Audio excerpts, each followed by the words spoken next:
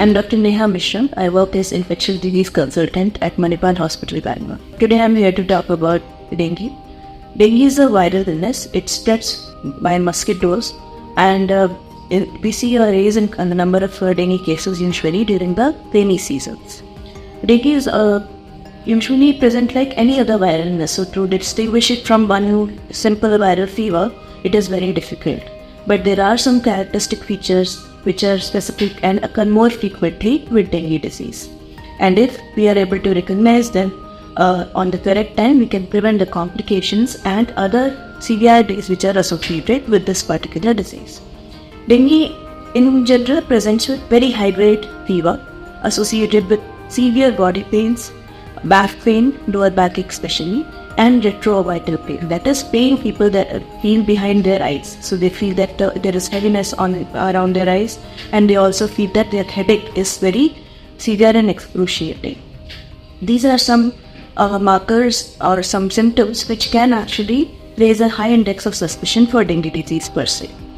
If the patient presents with this early, we can do the test, and then we can make sure that the patient has it, or we can diagnose other illnesses if they are there.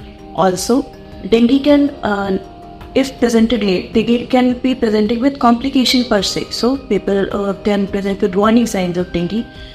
People can present with bleeding manifestations. They can present in drop in platelet counts. They can present with fluid in other spaces like fluid in abdomen, around the gallbladder, in the lungs, around the heart. So we call it third space. This kind of polyserositis can also happen in dengue, which is one of the complications.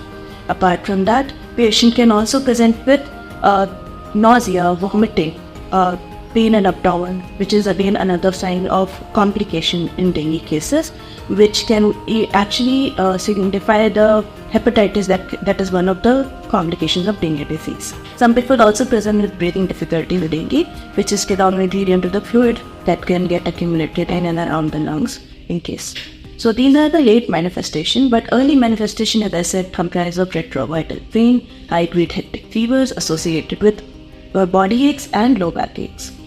How to diagnose dengue? So we do a test, a simple blood test is done, which comprises of dengue NS1 antigen, IgM, IgGs, which will be done at any diagnostic centers, out of which the test is not always positive in the beginning of the illness. So it is no point if you do the test on first day of the fever itself.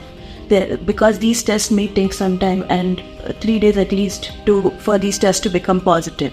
So doing a test too early in the disease may not be very beneficial, hence talk to your doctor. They'll tell you the right time to look at the disease. Apart from that, we do regular monitoring of hematocrit, that is PATs and volume. We keep a good count, a good monitoring of your platelet counts, your WBC counts, which can also fall as the disease progresses. So a close monitoring with a symptomatic treatment is how we manage dengue. And what else do we need to manage dengue is basically we don't have a antiviral or a drug that can kill the dengue virus. So we just have to help the patient sail through this disease by giving him symptomatic treatment. And if there are any complications, we have to deal with them as and when required. Platelet transfusion is not the treatment of dengue, that is a misnomer. So if only there are any bleeding manifestation or platelet fall very low, these are the only indications which require transfusion of platelets probably. Other than that, that's not the treatment of dengue. So again, it is a misconception among the population that if we give platelets, patient will become better. We can prevent dengue. Prevention is better than cure. We all know that. So how do we do that? We actually have to make sure that mosquito bites are prevented. All mosquito breeding is taken care of. So in and around your house, try to prevent the water pooling or water logging in any pods, small places where you have water coolers, etc., where you can prevent the water logging. Try using mosquito repellents.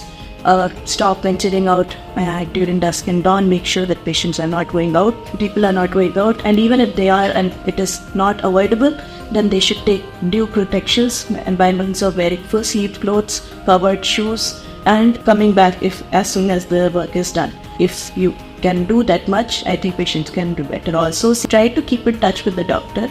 They will tell you the right time when to diagnose, when to get worried or when to get admitted. These are the things which probably are best decided by the doctors in and around your locality, and meeting them will also not only monitor you better, we will help you, take the treatment in a better way.